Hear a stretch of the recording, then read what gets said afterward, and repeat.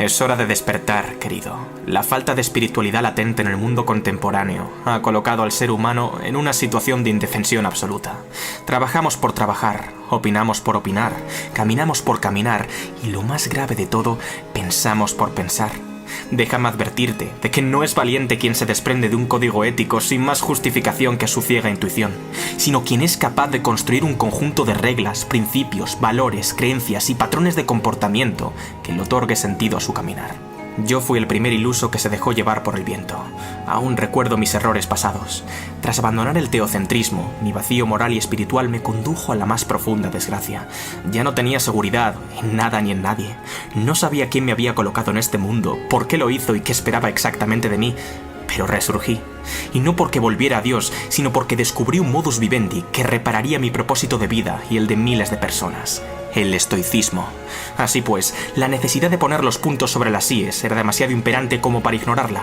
Era hora de elaborar 10 nuevas máximas para mi nueva religión, y hoy es el día en que las comparto contigo.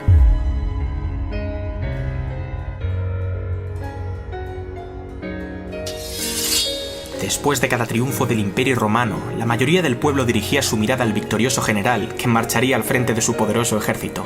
Reconocimiento, honor, gloria y prestigio. ¿Qué más se podía pedir? Sin embargo, tras el elitismo social se hallaba la tímida voz de un ayudante anónimo, desconocido, ignorado por la masa popular que, en mitad del eufórico bullicio, le susurró al comandante: «Recuerda, tú también morirás». Ante dicha aserción, el comandante parafraseó una frase de un tal Lucio Anneo Séneca que corría por la ciudad: «Vivamos como si hubiera llegado el final de nuestras vidas». A pesar de su amarga apariencia, son recordatorios como este los que uno necesita más a menudo. No solo momentos de celebración, sino la más absoluta desesperación.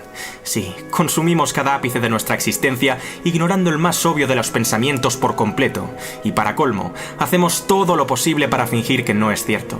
Muy a menudo, nuestro ego rehuye de cualquier objeto, ya sea concreto o abstracto, que nos haga entrever que la realidad externa está en disputa con nuestra narrativa interna. Recordad, vamos a morir todos, dijo el hombre más sabio de la comarca, puesto que él hizo justo lo contrario que el resto de los hombres, escuchar a sus miedos. Decía Marco Aurelio que el simple hecho de que puedas dejar de existir ya mismo determine lo que piensas, lo que dices y lo que haces. Memento mori consiste en reflexionar y meditar sobre la vida misma, pues es, en última instancia, lo que le otorga significado, prioridad y perspectiva. Es entonces cuando el tiempo se convertirá en un regalo, en un tesoro. No lo desperdicien. Es el único objeto con el que merece la pena ser codicioso. Una vez impregnada la conciencia de muerte, es hora de volver a la vida. Empezamos el recorrido por la calle de la Saburra, el tramo más popular de la antigua Roma, donde todo tipo de oficios minoristas abundaban: orfebres, herreros, alfareros, muebleros, tintoreros, curtidores, barberos. Entre todos ellos se encontraba un hombre con alma de artista, que se dedicaba a fabricar y vender espejos de todas las formas y tamaños. Mientras algunos de ellos respetaban el contorno original de los clientes, otros fueron diseñados con fines caricaturescos, distorsionando así la imagen de quienes en ellos se veían reflejados. La vida del comerciante no era nada fácil, pues del rendimiento de su actividad económica dependía si en casa se comía bien o se pasaba hambre, mucha hambre. Con todo, nuestro protagonista era perfectamente conocedor de los potenciales riesgos de su actividad. La creencia que le levantaba cada mañana era muy sencilla: esto es lo mío, ha de ser así y no de otra forma. Su responsabilidad para con el devenir de las cosas, que estaba fijado de antemano al uso determinista, era imposible de entender para sus conocidos. ¿Cómo puedes pensar que todo lo que te pasa por una razón concreta?, le reprochaban. Para el artesano medio, su epopeya emprendedora finalizaría ahí. No obstante, cuando un estoico tiene claro cuál es su camino y sabe disfrutar del proceso, es tan solo cuestión de tiempo que se acabe enamorando perdidamente del orden de los acontecimientos que acaecen en su vida. Un día cualquiera, un niño entró en la tienda y le preguntó a su creador: ¿por qué le gusta tanto crear espejos? Su respuesta no podía ser otra: amor fati, es el destino quien me ha dado la misión. No fue casual, sino causal la relación. Nadie crea espejos con tanta locura y pasión. Solo espero que, cuando alguien se mire en ellos, se vea tan bien como me veo yo. Zenón de Citio menciona en la República: es necesario que las personas forjen una verdadera autoestima, comenzando por desarrollar la capacidad de hacer autocrítica. Con frecuencia, el hombre tiende a sobreestimar sus virtudes y subestimar sus defectos, así como a sobreestimar los defectos y subestimar las virtudes de otras personas. Una de las habilidades más útiles que uno puede cultivar es aprender a juzgarse con precisión y honestidad, mirar hacia adentro para discernir en qué destacamos, en qué podemos mejorar y en qué debemos mejorar. Facilitará enormemente que desbloquees tu potencial humano. Hay quienes se resisten a la idea de la autoevaluación porque temen que pueda significar autodenigración. Una cosa no tiene nada que ver con la otra. Identificar y pulir las propias limitaciones no implica denigrar nuestra persona con acusaciones baratas y malos juicios, sino que reconocer el error es el camino más rápido hacia la mejora constante incremental. Como bien indica Epicteto, así como un racimo de uvas o un higo, la excelencia no nace de la nada. A los que desean un higo, les diré que tengan paciencia. Primero deben dejar que la higuera florezca, regarla y luego esperar a que dé sus frutos y madure. No es ningún secreto que Séneca gozaba de una gran riqueza como asesor del emperador Nerón. Lo cierto es que tenía carta blanca para adquirir todo tipo de lujos extravagantes y caprichos hedónicos. Empero, el permiso no es equivalente a la voluntad, y el romano no era ninguna excepción. Lejos de despilfarrar sus recursos económicos en lo mundano y superfluo, su gran diligencia le permitió adoptar una mentalidad de preparación contra el principal enemigo del hombre, la desgracia. Con gran adecuación, Séneca le advirtió a Nerón: es en tiempos de seguridad cuando el espíritu debe prepararse para los futuros contratiempos. Uno de aprovechar aquellos momentos en los que la diosa fortuna le sonría, pues un día sonríe y otro castiga. Quienes no se hayan fortalecido mientras podían, sufrirán las consecuencias de sus berrinches. Su consejo era reservar cierta cantidad de días cada mes para practicar la pobreza, pasar hambre, usar malos ropajes y trabajar de sol a sol. En definitiva, infortuni viventem. El confort es la peor esclavitud a la que el hombre está expuesto, ya que se condiciona de forma inexorable al miedo de que algo o alguien se lo arrebate, y si hay algo seguro en esta vida es que cada golpe de fortuna será contrarrestado por otro de desgracia. Nadie sabe cuándo ni cómo, pero sí que la desgracia terminará por manifestarse. Por ello, en aras de rechazar el cálido manto de la comodidad, uno debe adoptar la frugalidad como hábito, vivir solo con lo justo y necesario, prepararse para la dificultad y concienciarse de que los buenos y los malos momentos son tan pasajeros como la vida misma. En relación con el anterior mandamiento, Zenón de Citio nos habla de la siguiente manera con respecto a la sobriedad: la tranquilidad del ánimo ha de ser alcanzada mediante la ecuanimidad, ante el placer y ante el dolor. El hombre controla al mundo cuando logra controlarse a sí mismo. Es así como introduce el concepto de apatheia, que consiste en un estado mental en el que la persona está libre de alteraciones emocionales. Consciente de las posibles tergiversaciones de esta máxima, Zenón advierte: apatheia no equivale a apatía, puesto que lo segundo consiste en la anulación absoluta de la emoción. Nótese que no estamos hablando de la indiferencia ante el placer y el dolor, o la metriopatheia, sino de ecuanimidad. En la psicología contemporánea, el concepto de apatheia se traduciría como inteligencia intrapersonal, mientras que metriopatheia como apatía. Los detractores del estoicismo malinterpretan este principio, creyendo que la apatheia se caracteriza por la ausencia de emociones, tanto positivas como negativas.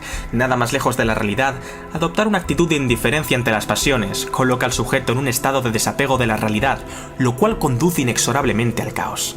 Mi definición de un sabio estoico es aquel que transforma el miedo en prudencia, el error en iniciación, el dolor en metamorfosis, la ira en motivación, la incertidumbre en curiosidad y el deseo en empresa. No anulamos las emociones, las identificamos, entendemos y gestionamos. La volatilidad emocional debe ajustarse acorde a la volatilidad de los eventos extrínsecos.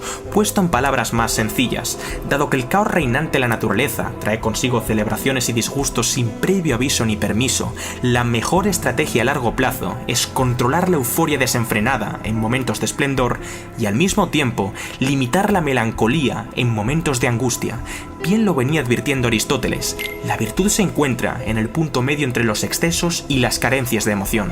Recuerda, apatheia es sobriedad, templanza y serenidad; metriopatheia, apatía e indiferencia. En el libro sexto de Meditaciones, Marco Aurelio incide en la meditación como hábito esclarecedor y terapéutico para nuestra conciencia, pero existe un ligero matiz al respecto. Su forma de meditar poco tiene que ver con las técnicas vanguardistas, sino que más bien lo considera un acto de conexión e interdependencia íntima para con la materia universal. Esta es una concepción muy compartida por otros estoicos como Zenón de Citio. Pensar que somos distintos del prójimo es tan solo una ilusión perceptiva de nuestra especie. Para él, todas las cosas están mutuamente entrelazadas y por lo tanto presentan afinidad, armonía y unicidad de manera inherente. El emperador lo resumía a la perfección con una simple analogía: lo que es malo para la colmena es malo para la abeja. Puede que los nocivos efectos no sean tan directos e intuitivos a priori, pero no se dejen engañar por la deleznable materia. Si el vecino sufre, usted sufre. Cuando el mundo sufre, todos sufrimos. En definitiva, el ser humano libra una batalla constante porque todavía no se ha percatado de que forma parte de un único organismo. La solución es sencilla: simpatizar. Y sí, este punto es el equivalente de la inteligencia interpersonal. La palabra simpatía procede del griego sympatheia, que significa literalmente sufrir juntos. Uno es simpático cuando se sincroniza emocionalmente con otra persona, ya sea para compartir la alegría, el llanto o la libido. No solo estamos hablando de la capacidad para comprender qué emoción está experimentando otra persona, sino también de igualar dicho estado emocional al nuestro. Los estoicos denominaban lo primero empatía y lo segundo solidaridad.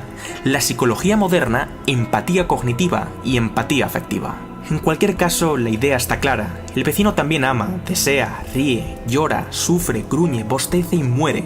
Toma las decisiones en base a sus cartas biológicas, sociales, culturales, medioambientales y estocásticas. Por ello, la concepción estoica de unidad absoluta no es más que una plegaria para velar tanto por el bien común como por el individual. El camino para lograrlo es aprender a escuchar, comprender y solidarizarnos con los demás. Al fin y al cabo, aunque no podamos entender su esencia, compartimos la misma sustancia. Platón afirmaba con entereza: siempre que se desee entablar una conversación con una persona, es menester adoptar una vista panorámica desde arriba.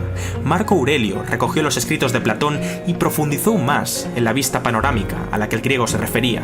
Adoptar una vista de pájaro nos permite ver todo a la vez: ejércitos, comercios, banquetes, ceremonias, nacimientos y muertes, ruidosos tribunales y silenciosos arenales, diferentes personas y elementos entremezclados y organizados en una absurda combinación de opuestos.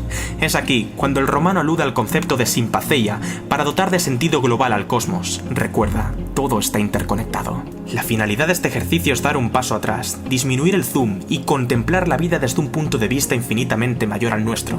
Es entonces cuando uno es capaz de comprender lo tremendamente insignificante que es el ser humano, con sus problemas cotidianos, expectativas idílicas y amenidades pasajeras. Qué gran desfachatez concebirse como el centro de un universo que es capaz de erradicarnos con un simple soplo azaroso. En palabras de Pierre Hadot, tomar perspectiva cambia la valoración de las cosas por completo. Lujuria, poder, honor, fama, todo lo que conocemos se vuelve irrisorio. Admitir la propia insignificancia es el paso previo a una perla que esta filosofía esconde: la neutralidad moral.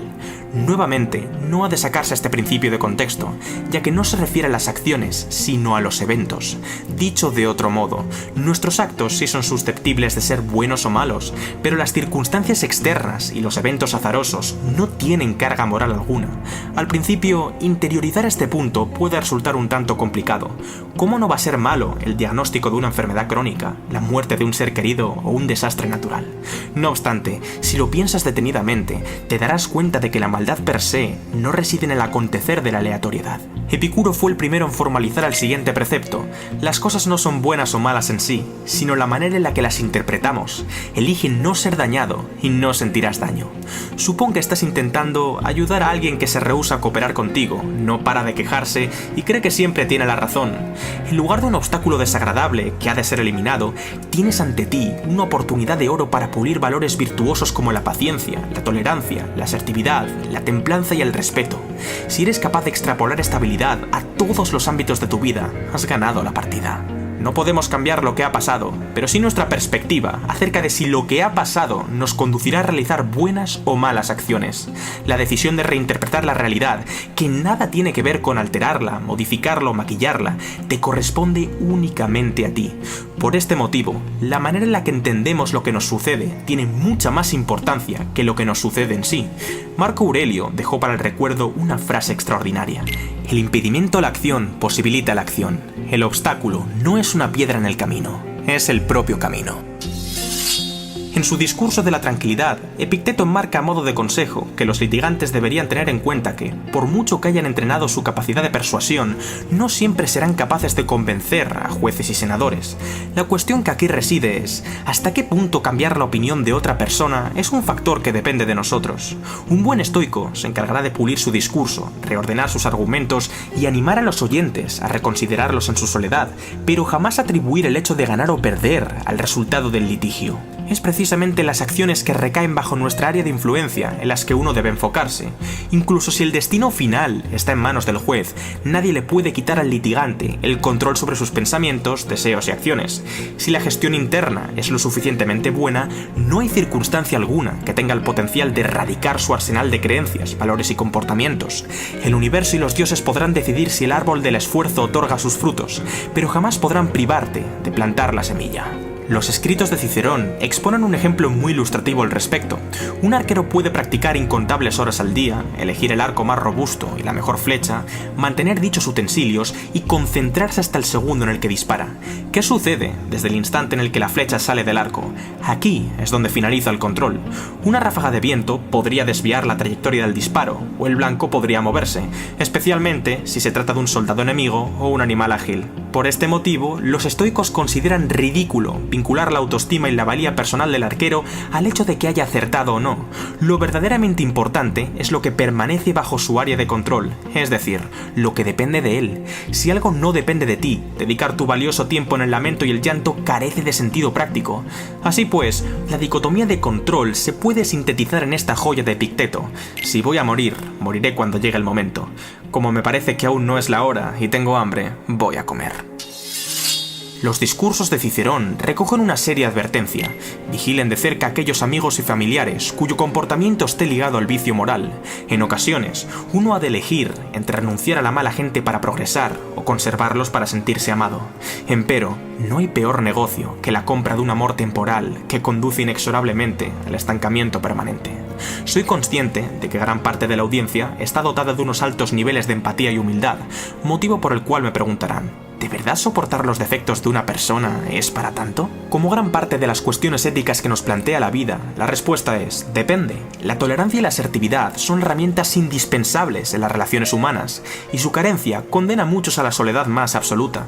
Por supuesto que uno ha de aceptar las diferencias ajenas, y como bien se ha mencionado anteriormente, interpretarlas como un entrenamiento para llevar apacella y simpacella a la práctica. No obstante, como bien dijo Aristóteles, todo tiene sus límites, y te puedo asegurar que lidiar con individuos faltos de respeto, bondad y consideración no es ninguna excepción. Existen ciertas personas cuya presencia prolongada supone un coste emocional altísimo. Si te rodeas de gente malhumorada, perezosa y melancólica las 24 horas del día, ¿cómo crees que acabarás tú? Séneca manifestó: cargar de culpa moral a quienes optan por limitar influencias ajenas de carácter perjudicial es reflejo de ignorancia. Y es que, cuando uno observa que alguien está contribuyendo negativamente a su crecimiento de forma continua y prevé que va a seguir lastrándole en el medio largo plazo, lo mejor que puede hacer, tanto para el uno como para el otro, es limitar su presencia o decir adiós. No olviden las palabras de Goethe: dime con quién andas y te diré quién eres. Es hora de englobar todos los conceptos expuestos, conectando la terminología en griego y latín con títulos en castellano, para que nunca te olvides de estos 10 principios. Te voy a condensar años enteros de lectura en menos de 30 segundos. 1. Conciencia de muerte. 2. Amor al destino. 3. Admisión de errores. 4. Vivencia de frugalidad. 5. Inteligencia intrapersonal. 6. Inteligencia interpersonal. 7. Perspectiva integral. 8. Neutralidad moral. 9. Locus de control interno. Y 10. Círculo virtuoso. A partir de aquí, eres tú quien construye su propio camino. La evolución moral no consiste en borrar por completo tus antiguas máximas, sino someterlas a tela de juicio para decidir cuáles se quedan, cuáles se marchan y, por último, incluir nuevos principios. Parte de mi código ético, así como del tuyo, tienen notables influencias judeocristianas. Pido perdón y perdono, trato a los demás como me gustaría que me tratasen a mí, no codicio los bienes ajenos y agradezco profundamente las cosas buenas que me brinda la vida. Ya va siendo hora de que tú también establezcas cuáles son tus reglas. Créeme, es lo único que nadie te podrá arrebatar, incluso si acabas perdiéndolo todo.